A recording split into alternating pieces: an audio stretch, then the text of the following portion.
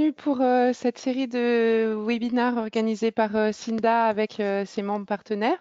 Aujourd'hui, nous sommes ravis de continuer la série à propos de Talking the Talk, donc qui s'intéresse en fait à l'évolution de la communication digitale et notamment l'importance de la reconnaissance de la voix et de la reconnaissance vocale, ainsi que d'autres paramètres qui sont de plus en plus importants dans les systèmes de présence en ligne, comme le commerce conversationnel ou l'index de reconnaissance vocale qui peut être intégré en fait dans les paramètres de référencement.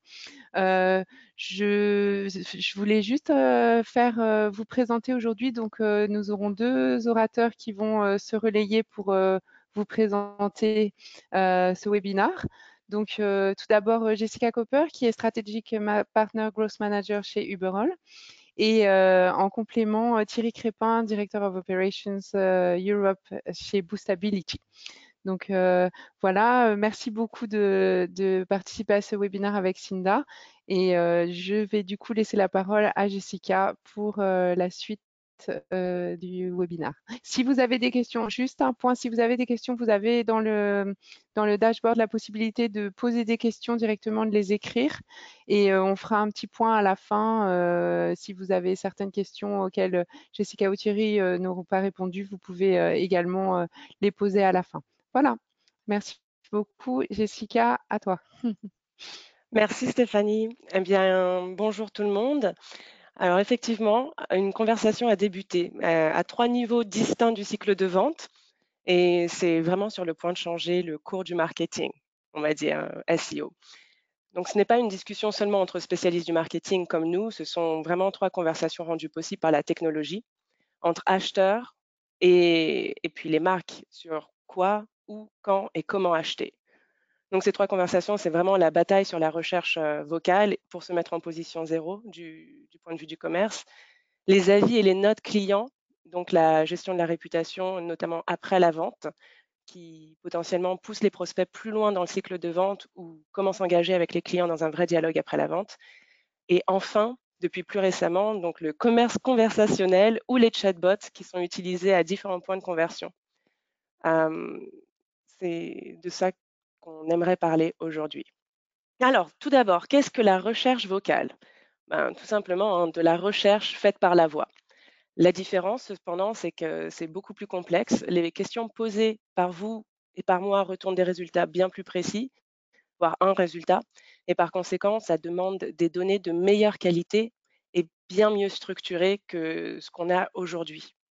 Depuis 2008, l'utilisateur lambda, vous, moi, Thierry, Stéphanie, on a plus que doublé le temps passé online et surtout décuplé le temps sur nos téléphones mobiles, ce qui rend cet appareil le plus populaire quand il s'agit de recherche vocale ou la petite boîte Homebox qu'on connaît tous avec Alexa. Le changement le plus notable, c'est surtout l'adoption quasi universelle de la recherche Internet pour trouver des infos sur les commerces. Avant, je me souviens bien, moi je cherchais surtout des chansons, des infos santé sur des sites un peu anxiogènes. Maintenant, je recherche le resto un peu kid-friendly pour que mon fils s'y sente bien, qu'il ait ses petits jouets et que moi je puisse papoter avec mes copines. Donc aujourd'hui, le restaurant qui remontera dans ma requête vocale sera le seul. C'est tout. Thierry, tu en dis quoi? Ben, tout à fait. Bonsoir à tous. Je suis tout à fait d'accord avec ce que tu dis là, Jessica. Les recherches vocales et textuelles sont en effet très différentes. Aujourd'hui, au lieu d'un mot-clé ou d'une phrase, la voix utilise le langage conversationnel dont tu as très bien illustré. Par exemple, les consommateurs aujourd'hui peuvent taper meilleur restaurant Toulouse. Cependant, lorsqu'ils parlent, ils peuvent se demander quels sont les meilleurs restaurants à Toulouse. Si votre site n'a pas de contenu naturel, ce qui correspond au langage de recherche, les consommateurs ne vous trouveront pas, tout simplement. Il est également essentiel d'avoir les réponses aux questions que les gens se posent. Donc, répondre aux questions avec précision et rapidité, c'est la clé du classement. Google va afficher la meilleure réponse à une requête d'un chercheur dans les snippets présentés. Cette réalisation de ce spot attire généralement plus de trafic et donc une meilleure visibilité. Lorsqu'ils sont sélectionnés pour cet endroit donc très convoité, les chercheurs peuvent considérer votre site comme étant l'autorité sur le sujet. Si Google présente suffisamment d'extraits de votre contenu, cela augmente les possibilités de promotion organique pour votre entreprise. Donc, les recherches vocales modifient considérablement donc, la façon dont les consommateurs interagissent avec les entreprises. Il est essentiel de comprendre comment les gens utilisent la voix pour s'assurer que les nouveaux clients et les clients potentiels peuvent vous trouver en utilisant cette technologie vocale. Quelques petits chiffres, plus de 25% des consommateurs appellent les entreprises qu'ils trouvent en utilisant la recherche vocale. Les requêtes vocales sont généralement plus longues que les recherches textuelles. Des mots tels que comment et quand sont les premiers utilisés dans près de 20% des demandes de renseignements. Et puis, plus de 40% des consommateurs qui utilisent des appareils à commande vocale les utilisent lors de leurs achats. Plus de la moitié de ces consommateurs qui achètent par voix utilisent aussi pour faire des recherches sur les produits avant de les acheter. Les acheteurs s'inscrivent souvent aux promotions, aux ventes et aux offres des marques avec lesquelles ils interagissent par la voix. En étant disponible pratiquement n'importe où et n'importe quand, l'assistante vocale façonne le comportement du consommateur. Les consommateurs n'ont plus besoin forcément d'un écran pour trouver l'information dont ils ont besoin aujourd'hui. D'ailleurs, on a mis une petite touche de HubSpot. 72% des consommateurs qui cherchent finissent par visiter le store dans les 8 km d'après HubSpot. Donc, quand on fait une recherche vocale, c'est pour un achat immédiat, en tout cas à 72%. Exactement, Jessica. C'est donc d'où l'importance de ce produit. Il faut vraiment se poser donc quelques questions pour optimiser l'utilisation de la voix. Donc, toute entreprise qui est présente sur le web doit se poser la question suivante. Est-ce que le contenu de mon site web aujourd'hui, est-ce qu'il est à jour? Il faut confirmer, par exemple, que tous les annuaires en ligne qui affichent votre entreprise disposent des informations correctes et apportent des modifications donc à ceux qui ne le font pas. Donc, ensuite, vérifier l'exactitude de votre site web, corriger les fautes de frappe, mettre à jour le contenu des produits et services, supprimer des informations qui ne sont plus correctes, et puis ajouter du nouveau matériel, voire contenu. Les chercheurs vocaux n'émettent pas de commandes, ils ont des conversations avec leur assistant personnel numérique. Donc, ajouter du contenu à votre site pour refléter la parole naturelle offre une meilleure opportunité pour que les moteurs de recherche puissent les trouver. Autre question à se poser, c'est est-ce que votre site contient des mots-clés à longue traîne? Comme Jessica nous l'a expliqué dans quelques slides plus tôt, la conversation a changé. Les mots-clés à longue traîne sont des phrases de 3 voire 4 mots et donc très spécifiques à vos produits ou à vos services. Les sites web qui contiennent ces derniers se classent souvent mieux que dans les moteurs de recherche que les mots-clés simples ou voire doubles. Le contenu qui utilise des phrases de questions ou fournit des réponses concises et conviviales. Comment donc, se pose la question, optimiser les recherches vocales? Tout simplement, vous pouvez tirer parti de la puissance de la voix en prenant quelques mesures simples pour mettre à jour la présence de votre marque en ligne. Commencez par exemple par effectuer une recherche en ligne pour votre propre entreprise et assurez-vous que les informations clés sont correctes. Le nom de l'entreprise, l'adresse municipale, rue, numéro, etc. Numéro de téléphone, les coordonnées de contact, les heures d'ouverture. C'est aussi simple que ça.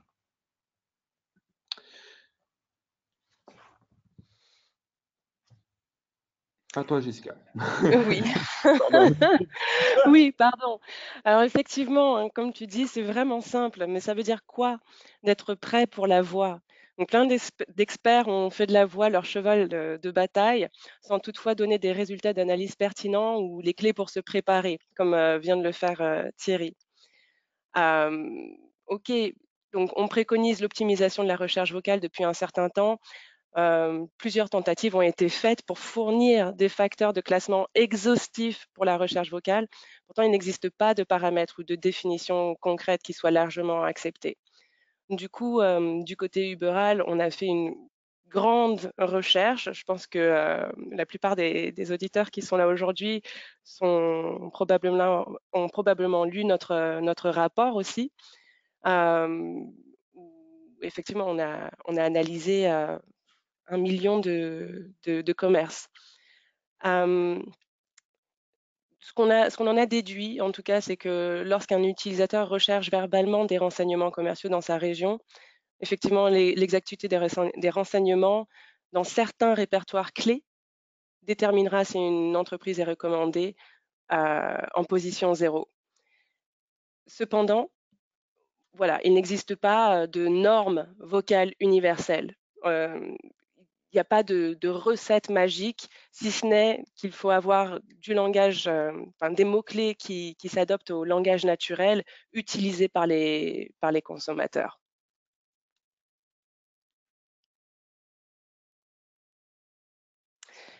Donc, oui, ce que je voulais dire, c'est aussi que, notamment dans notre analyse, ce qui manquait le plus souvent, c'est vraiment référer à ce que Thierry a montré tout à l'heure, hein. Ce qui manquait, ce sont des informations super basiques du type les catégories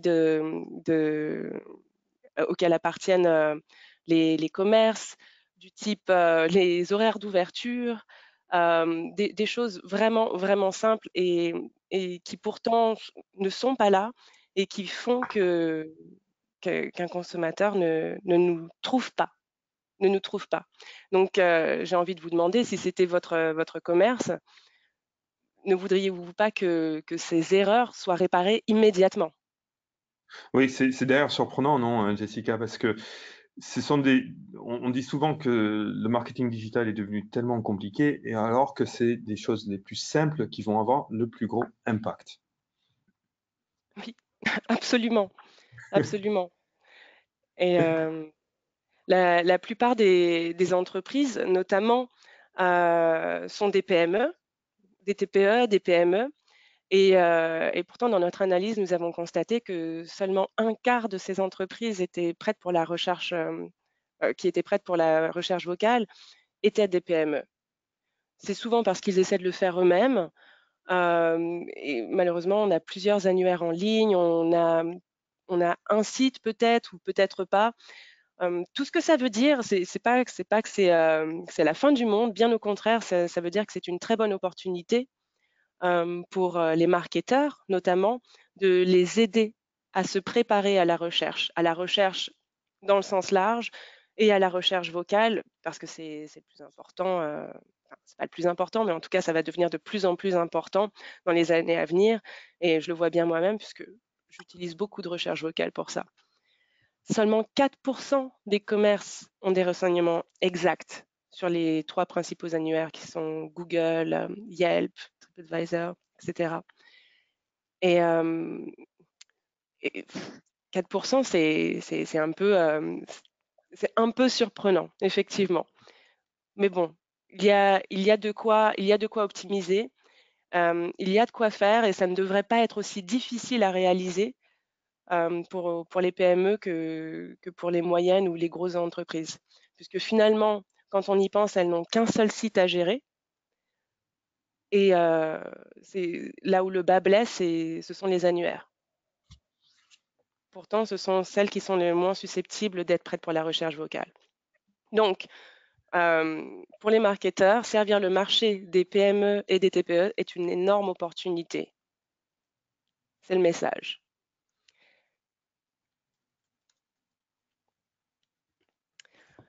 Au final, pour finir un peu sur le cas, j'aimerais rester 2 secondes aussi sur ce slide que vous voyez, car il résume assez bien la situation et illustre ce terme dont je parle depuis tout à l'heure, qui est la position 0. Search Engine Land a les bons mots pour ça. Il dit lorsqu'une personne active la recherche vocale, la meilleure réponse est en général la seule réponse. C'est tout ou rien. En gros, en recherche vocale, il n'y a pas de podium, il n'y a pas de scroll pack, il n'y a pas de three pack sur Google ou sur Google Maps ou n'importe où ailleurs. Il n'y a que le fait d'être présent ou le fait d'être absent. Un seul commerce peut être référé en réponse à une question bien précise et souvent locale du consommateur. Donc, le commerce qui aura pris la maîtrise de son SEO et de sa donnée locale sera celui qui se retrouvera en position 0, celui qui aura tout compris et qui aura gagné, typiquement. Donc, pour faire le point, je voulais juste dire aussi qu'il y a une grosse emphase en ce moment sur la recherche vocale. C'est pour ça qu'on en fait, qu'on en fait les slides aujourd'hui, qu'on en fait le webinaire. C'est naturel au vu des chiffres qu'on a vus, mais quand même, il faut relativiser. Les prédictions souvent entendues, c'est que d'ici à 2020, il y aura 50% des recherches qui seront vocales. C'est pas très, très vrai, notamment après les analyses qu'on a faites. Oui, la voix prend de l'ampleur, effectivement. En revanche, on en est juste à, pour l'instant, 20% d'utilisation une fois par semaine en Europe. Donc, ce n'est pas les 50% dans 3 mois dont on parle. Il y a une opportunité, mais il ne faut pas paniquer. C'est surtout ça le message. Ouais. Donc, c'est bien d'être rassuré. Absolument. Donc, la deuxième variable dont je voulais parler, ce sont les avis clients. Donc, c'est aussi, entre guillemets, autour de la voix qui a gagné et continue de gagner en importance, la voix du client, notamment. Donc, lorsque de nouveaux clients potentiels cherchent des endroits où acheter, vous et moi, ils prêtent attention notamment aux avis et aux évaluations, classant souvent les avis en ligne aussi haut qu'une recommandation personnelle.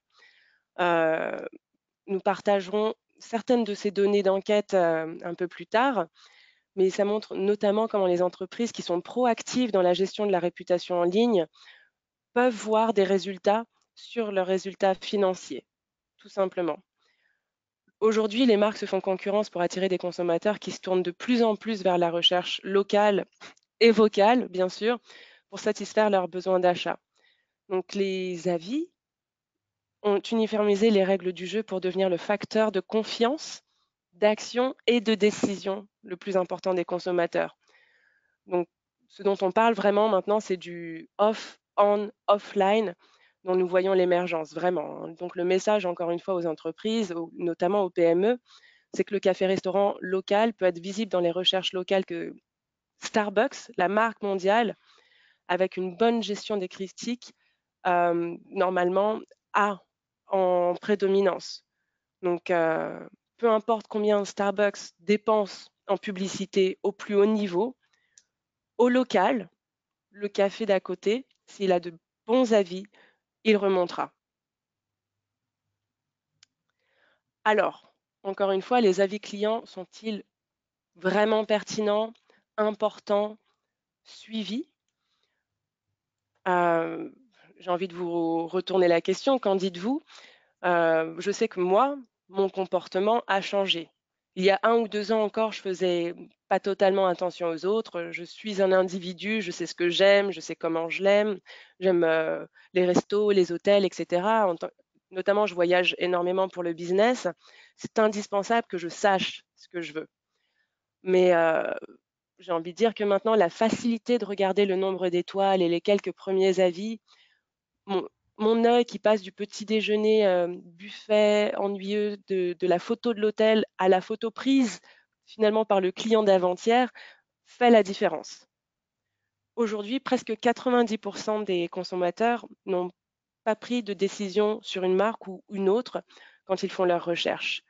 En revanche, les avis, les scores et les réponses aux avis sont majeurs dans leur prise de décision. Donc il y a encore une fois une vraie opportunité. Une fois que le consommateur a trouvé le commerce en ligne, encore faut-il qu'il lui fasse confiance. Donc, le thème dans lequel on entre vraiment, c'est le thème de l'économie de la confiance. Pour la TPE ou la PME, le client lambda, en général, ne le connaît pas, ou en tout cas moins comparé aux grandes marques. La confiance que des personnes ont témoignée précédemment dans ces avis ou dans ces étoiles qu'on voit va souvent faire la différence. Je pense à toutes ces fois quand je vivais en Asie où un avis et une photo de client m'a détourné du chemin du McDo, parce que le McDo, c'est facile, pour que j'aille finalement vers le petit boui-boui d'à côté, parce que c'était super recommandé alors que je connaissais pas, tout simplement. Ouais, Euh, c'est tout à oui. fait ça, hein. C'est l'extension de cette conversation dont nous parlions là tout à l'heure. C'est cet échange actif sur la pertinence et la confiance, et donc cette attraction entre le consommateur et l'enseigne, le produit ou le service. On disait souvent, un client satisfait va en parler avec deux ou trois de ses amis, alors qu'un client qui n'est pas heureux, qui a eu une très mauvaise expérience avec la marque, avec le produit ou avec le service, va en parler à une vingtaine. Donc c'est là où ça devient encore plus pertinent. Ouais, c'est vrai. Alors, quel avis devriez-vous surveiller? C'est souvent la question qu'on a. Donc, j'ai envie de dire, notamment pour vous, les marketeurs, de l'audience, vos clients n'aimeront probablement pas ça, mais la réponse est assez courte. Il faut surveiller tous les avis, tous. C'est là, en fait, qu'avoir un partenaire média numérique et une plateforme intégrée, peut vraiment briller. Un commentaire sur un site auquel vous n'êtes pas attentif pourrait être celui qui empoisonne un peu, le puits. Et il est donc vraiment, vraiment important d'être au top et de réclamer toutes les fiches sur le web, de réclamer tous les profils, de savoir que la page locale Facebook, que le profil GMB appartient et est géré par le propriétaire de l'établissement. Même sur les profils et les fiches qui n'ont pas été créés par les gérants au départ, hein, il faut les réclamer. C'est super important, notamment s'ils ont des avis. En ce qui concerne les sites ou les avis qui ont le plus d'impact, selon une étude réalisée par Moz en 2018, 66% des experts en marketing ont identifié que, effectivement, les fiches et avis sur Google My Business comme sont les éléments fondamentaux de la présence en ligne d'une entreprise locale. Ça signifie quand même que ces critiques n'influencent pas seulement les lecteurs, elles influencent également la capacité de classement dans les résultats de recherche. Donc, le SEO. La voix influence le SEO. C'est bien le thème de ce webinaire. Ainsi, quand vous travaillez avec des clients, Google est un endroit que forcément personne ne veut ignorer. Tu en penses quoi, Thierry? Bah, écoute, c'est simple, toute opportunité pour connecter et maintenir une conversation avec le consommateur est bonne. Et tout avis donc positif représente la cerise sur le gâteau. Par contre, tout avis négatif représente une occasion à saisir. Et ça, il ne faut pas l'oublier. Ouais, c'est vrai. Donc, à quoi est-ce qu'on peut s'attendre quand on répond à un avis? Ben, il se peut que, bien sûr, notamment si c'est un avis négatif, on ne reconquiert pas comme ça notre client. On ne les rend pas plus heureux. Euh, En revanche, on montre, en tant que gérant de commerce, qu'on est attentif et surtout qu'on se soucie de nos clients. Et ça, Google aime bien, notamment. Toutefois, le fait de répondre dans certains cas, peut vraiment avoir un impact positif. Ça peut faire changer les choses pour un client. En effet, certains rapports disent que les clients apprécient vraiment d'avoir des nouvelles des entreprises qu'ils commentent. Et selon une étude Macolier, 34% des clients qui ont reçu une réponse à leur avis négatif, quand même, hein, 34%, ça semble pas grand-chose, mais c'est un tiers des avis négatifs, sont revenus sur leur mauvais avis et l'ont même supprimé. C'est énorme. De même, une recherche qui a été effectuée par Right Now a montré qu'un consommateur sur trois euh, qui a reçu une réponse à sa plainte repostera plus tard un avis positif. Donc non seulement on peut on peut supprimer l'avis négatif, mais en plus on reposte un avis positif. C'est pas génial, juste en répondant. Mais effectivement, il n'y a vraiment qu'avec le temps qu'on voit les améliorations. Selon les statistiques citées dans un article de Harvard Business Review, chaque augmentation d'étoiles ou d'une étoile dans dans les évaluations en ligne peut mener à quand même une augmentation de 5 à 9% des revenus. Ce n'est pas négligeable. Cela peut être dû en partie à l'impact important que les notes élevées ont sur les résultats SEO. Thierry pourra nous en dire plus sur ça. Il y a une grande opportunité pour les commerces d'utiliser les avis comme un moyen de se différencier, notamment de la concurrence locale. Dans notre étude Uberal, on voit que 66% des consommateurs ont dit que le magasin n'avait pas répondu à leurs commentaires. C'est quand même incroyable. Ça veut dire quoi? Ça veut dire que beaucoup de commerces encore n'ont tout simplement pas encore compris comment ça fonctionne aujourd'hui, ou s'ils l'ont compris, ils ont peur d'y aller. Donc, effectivement, encore une fois, les marketeurs, si vous savez où aider vos clients et comment les mettre en avant sur leur temps finalement, puisque 66% des consommateurs qui ne voient pas de réponse à leurs commentaires, c'est beaucoup. Dans l'ensemble, ça signifie surtout que les consommateurs ont des attentes super pessimistes quant à la réaction des commerces à leur avis. Ils se disent, bon, je laisse un avis, ça va les faire réagir, ça va pas les faire réagir. En fait, en général, je pense pas. Donc, ce qui veut dire qu'on peut transformer ça. C'est une excellente occasion pour les entreprises de faire une impression positive juste en répondant. Ouais, c'est exactement ça. N'oublions pas que le SEO repose vraiment sur l'autorité et la confiance du contenu de votre site aux yeux des moteurs de recherche. C'est exactement cette trust économie au pur sens du terme dont tu parles, Jessica. Ouais, exactement. Et donc, bon, en tout cas, j'espère que nous avons réussi à convaincre la plupart de nos auditeurs que les avis clients étaient ultra importants. Alors bien sûr, c'est pas tout. On a un petit process facile à suivre quand on se met à la gestion de sa réputation. Et j'ai juste envie de dire, warning, attention, ça devient addictif. Donc, bien sûr, il faut surveiller partout où un avis ou une note peut être laissée. Encore une fois, c'est là qu'un agrégateur peut grandement aider.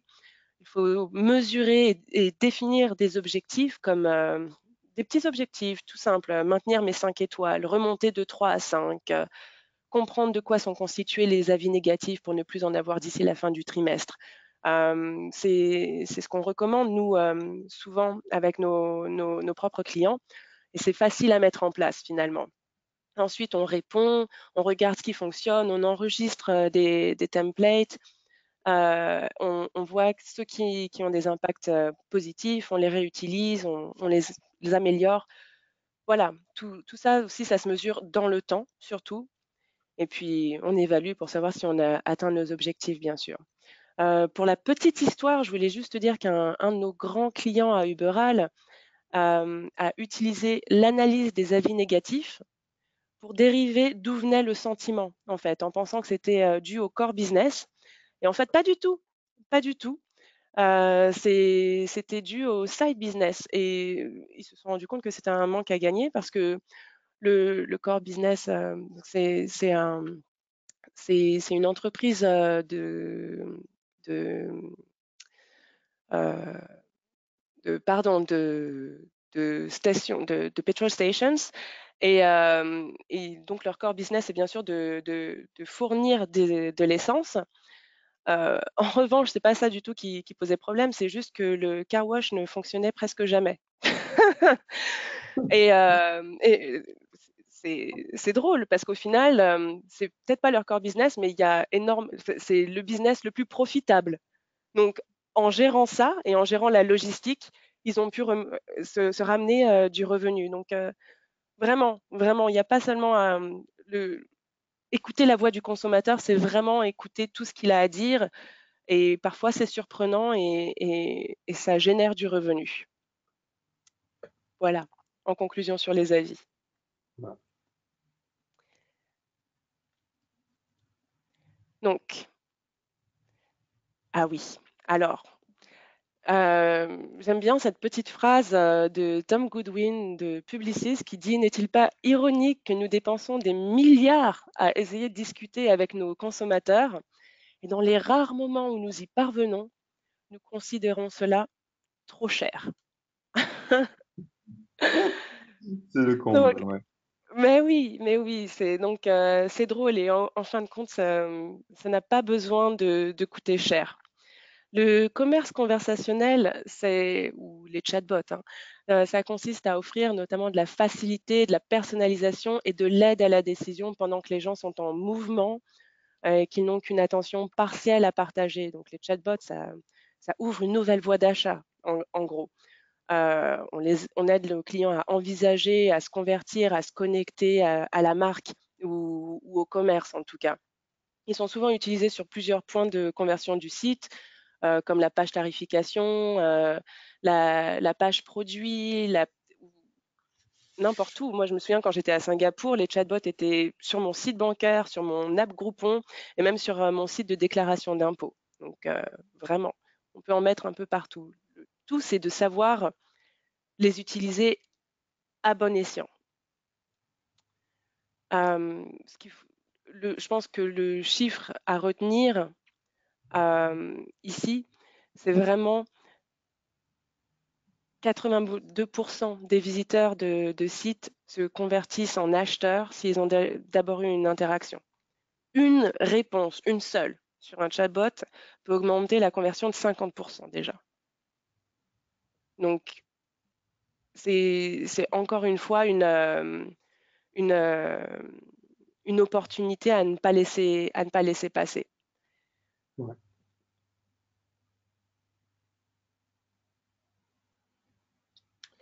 Donc, voilà. En fin de compte, puisqu'on n'a plus beaucoup de temps, Oui. je voulais juste dire que on parle de la voix du consommateur.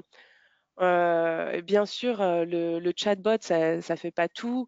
Euh, et les avis, c'est important. Et encore une fois, les informations structurées sont importantes, mais on parle surtout de langage naturel ici. On parle surtout de connexion entre les commerces et, et les, et les, et les consommateurs. On parle d'économie de la confiance. Exact. Ces chatbots, c'est quand même une drôle de technologie, puisque ça va permettre, au-delà de maintenir une conversation, mais ça va pouvoir aider les clients à filtrer aussi à travers les produits et les services pour trouver celui qui leur convient le mieux. Donc, n'hésitez pas à programmer votre chatbox pour poser des questions pertinentes et puis afficher uniquement les types d'éléments que les utilisateurs sont susceptibles de trouver attrayants. Un autre super avantage qu'on n'y pense pas, c'est même si vous avez créé une page FAQ sur votre site web et que vous dressez une liste de questions fréquemment posées sur vos pages de médias sociaux, vos prospects peuvent continuer à vous poser les mêmes questions. Donc, c'est fastidieux pour le personnel, donc vos services votre service clientèle, vos vendeurs, de continuer à toujours répondre à ces questions. Et puis, c'est parfois même voire inutile. Donc, configurer un chatbot pour répondre automatiquement. Ça vous permettra de gagner du temps et de maintenir donc cette réactivité qui va être très important aux yeux des moteurs de recherche. Parcourir les produits sur un petit écran, c'est aussi difficile. On parle souvent de s'assurer que les sites web qui soient visibles sur un téléphone portable. Les chatbots aident aussi parce que les utilisateurs doivent faire défiler de nombreux produits pour trouver celui qu'ils aiment. Trop souvent, les prospects, ils abandonnent avant d'y arriver. Donc, l'utilisation d'un chatbox pour personnaliser l'expérience dès le début élimine ce problème. Le mobile plus un chatbox, ça va donc donner une meilleure expérience utilisateur qui va donc, par conséquent, augmenter vos chances de vente. Et puis, interagir avec les clients, les chatbox vont pouvoir aider vos employés. Robert, repensez encore à ces avis clients qu'on laisse maintenant et qu'ils sont en temps réel. Ces étoiles, ces avis négatifs qui vous ouvrent l'opportunité de continuer et de peut-être tourner le cours d'une conversation ou d'une impression. Vous pouvez donc utiliser aussi les chatbots pour automatiser des tâches telles que la gestion des stocks, la commande d'articles et même la surveillance des activités de vos concurrents en ligne. Et donc tout ça pour vraiment être beaucoup plus pertinent lorsque vous répondez aux questions. De plus, lorsque vous décidez si votre entreprise peut bénéficier d'un chatbox, mettez l'accent sur l'engagement et l'efficacité. L'engagement se réfère ici au fait d'avoir quelque chose qui donne envie à vos visiteurs de revenir pour en savoir plus et d'en parler donc avec leurs amis. L'efficacité, on va référer à la question de savoir si l'automatisation serait rentable pour votre communication avec votre cliente. Donc, cette nouvelle confiance, on va dire, et la confiance est la nouvelle monnaie d'échange, comme l'a dit Jessica. Et j'espère qu'on aura compris donc au travers de ce webinaire. Et le fil d'Ariane, c'est que la communication avec le consommateur est clé. De plus, c'est cette conversation qui va transformer le SEO que vous allez employer. Voilà. Alors, Merci. excusez-moi. Merci beaucoup. Alors, beaucoup d'informations, peu de temps. Donc, voilà, je voulais vous remercier, Jessica et Thierry. Et effectivement, beaucoup d'informations. Je pense que certaines personnes auront besoin de digérer un petit peu tout ça. Donc, on mettra le webinaire a été enregistré, il sera disponible en replay. Et également, les slides seront disponibles via le site de Cinda. Donc, si jamais vous voulez faire passer l'information aussi à des collègues qui ne pouvaient pas participer. Et bon, moi, je voudrais juste, on pourrait encore continuer à parler pendant 1 heure, je pense, mais je voulais juste voilà, vous remercier et puis enjoindre tout le monde à venir voir également sur le site de Cinda parce que nous avons une conférence à Lisbonne dans 15 jours maintenant, lors de laquelle la question du voice search, mais aussi de la proximité avec le consommateur au travers des expériences NIRMI et de la localisation, la gestion de la localisation en fait seront évoquées. Donc voilà, si vous voulez plus d'informations, c'est disponible aussi sur le site de Cinda. Je vous remercie beaucoup. Je pense que c'était vraiment intéressant et que ça stimule effectivement beaucoup de questions et beaucoup d'opportunités, comme vous l'avez dit tous les deux, pour les entreprises, pour leurs partenaires TPE-PME et pour essayer d'avancer dans ce développement et dans cette transformation numérique qui est quand même une des priorités de pas mal de pays européens. Donc, c'est bien d'être en avance là-dessus. Voilà, je vous remercie beaucoup. Et puis, comme je disais, donc, Merci. les slides et l'enregistrement seront disponibles après. parfait. Bonne fin de journée. Au Merci. revoir. Bonne soirée. Merci Stéphanie. Au revoir. Au revoir.